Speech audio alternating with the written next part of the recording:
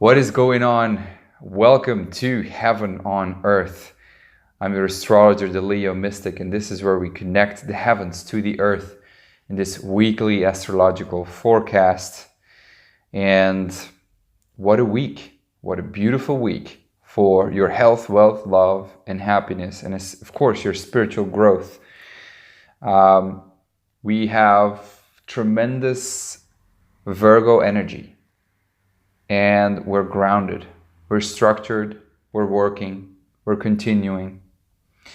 And we have a lot of Capricorn energy, a lot of authority, business, governments that are changing the structure with Pluto. There's a lot of change. Uranus in Taurus too. So changing churches, changing institutions, banks, changing authority, the way business is done, changing our biodynamic farming versus conventional farming. Everybody's waking up, Uranus and Taurus. And now we are in this new earth, which just started. We are learning to work with that. We're learning to serve. And this is completely new for us with this Aquarian age that is entering, where the people, the community have the power. And now with this Virgo energy, we have so much Virgo energy that is just continuing to work, to do the daily tasks. And people are noticing that they do not want to do a 9 to 5 anymore, that they do not want to be caught into a space that just exists out of four walls, but that they want back in nature, which is what that square in Jupiter in Sagittarius is all about. Sagittarius is all about nature, and there's a hard aspect. So that in of itself is like, why am I working here? Why don't I go to nature? And you can feel that way too. And there's a square to Neptune, with what do I actually believe? What do I believe in? And we are all asking ourselves these questions.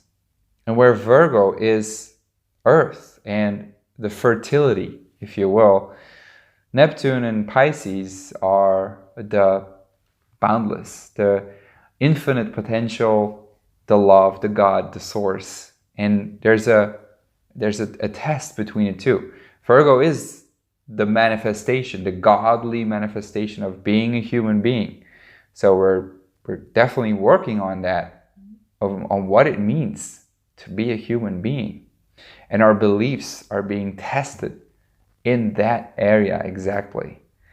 And so right now, this week, okay, we are working with that. We are working with a new way of service. And you might find that for yourself too.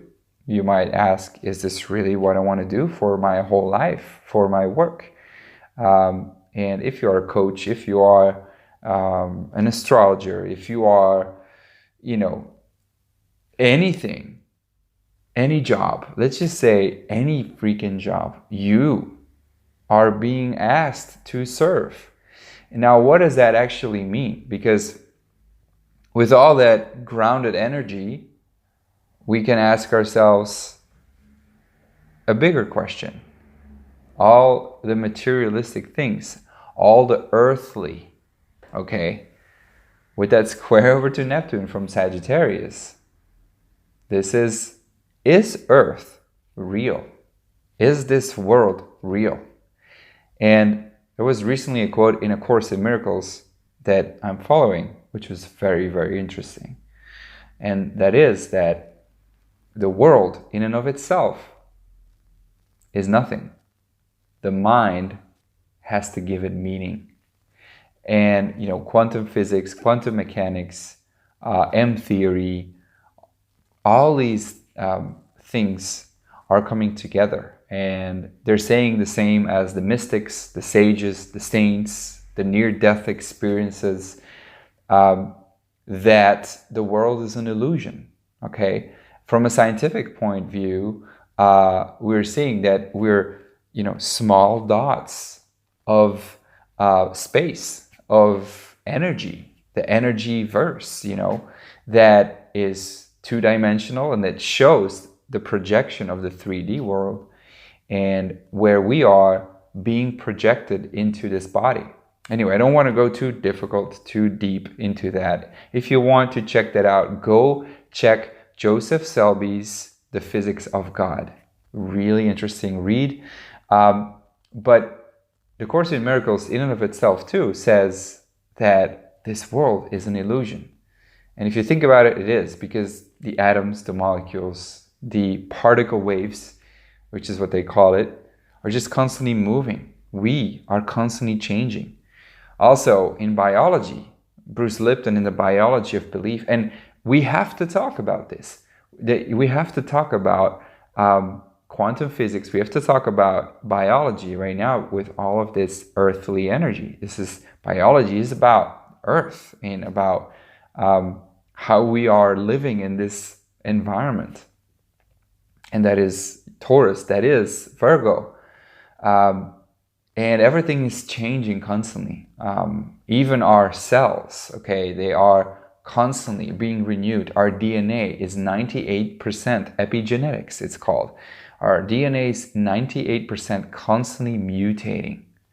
Okay, so it's adapting to the environment. And that is because we create our own universe. Now, this is where I wanted to come to, because with that square over to Jupiter, this is where we have to expand our belief systems beyond the analysis of the environment we are in, and where we have to also, Jupiter square Neptune, question religion. And this full moon that we're going to have, by the way, it's going to be a very critical one. This is going to be an ultimate decision for us to really go towards a new belief system and to go there collectively, right? Uranus and Taurus. And the moon is going to be on Neptune, which means our emotions are going to be just so open to source. It's going to be fully romantic, idealistic, and even delusional in a sense. But we will have Mercury and Venus, earthly love, with Mercury in its home sign at the 29th degree and 48 minutes. This is literally minutes before Mercury goes into Libra. There's that full moon. And so this is saying, well, your analysis, you have to make a decision here. You have to analyze the last bits and parts of your earthly love, your earthly service, and release it to the divine, to source, and completely open your belief systems to something way bigger than yourself. Okay, so that's the background.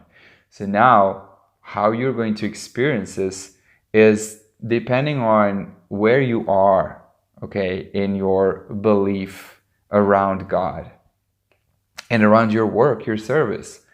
But I can tell you this, it will be full-on emotions, so much that you've never experienced it, because we have the full moon, okay, trine Pluto in Capricorn. This is where your Virgo-ish service and your full emotions around work. And there are so many conditioned beliefs about what to serve, and that we serve from an ego that is wounded, from an ego that wants recognition, from guilt, okay? Guilt because we believe that we have to work hard. All of these things are going to come up, and more than ever because we got Jupiter squared exactly in Sagittarius, which only expands it. And Pluto in Capricorn has the capacity to let the ego die. Pluto is a destructor, is a destroyer. It destroys the authority, the institutions, and it has the ability to help you shine. just the sun, okay, and the moon are, the moon is technically sextiling that, and the sun is trining Pluto. So, this is all the luminaries that are just shining upon the deepest, darkest wound that there is about an authority that is masculine and comes from a force that has a wound that is wounded in that sense that it wants to claim power and that it believes that it will lose everything because it identifies with the physical world and the illusion that there is around. It believes in scarcity. It doesn't believe in cooperation. It believes in competition. And so let me tell you that, that full moon is going to bring up a big, big, big battle between science and religion. It's going to bring a big battle of the authority of businessmen and the new businessmen. It's this heightened emotions. And as I'm seeing it, is that, it is kind of a preparation to the Saturn-Pluto conjunction of 2020, where we're really going to have a destruction of the old institutions. But now it's a crisis in consciousness and a crisis in belief. And where we have to learn to see the paradox in things, because, that's what Neptune and Pisces are all about. It's about a paradox that, life is two things, and that there's always two answers to things. That we have to accept that religion has answers and that science is discovering the exact same thing. But it can never come from ego or never come from I have the answer. It is about a full release and about a full understanding that we are one, that you and I are interconnected, that you are connected to everything around you, that you are everything around you, and that you are here, there, and there at the same time. That there is no past and no future. That the past and the future are here in the now. There is no time-space, only in this 3-dimension, which is an illusion. And I think that's what we're learning. And if you're not accepting that, it's going to give you a hard time. That's where you identify with that illusion.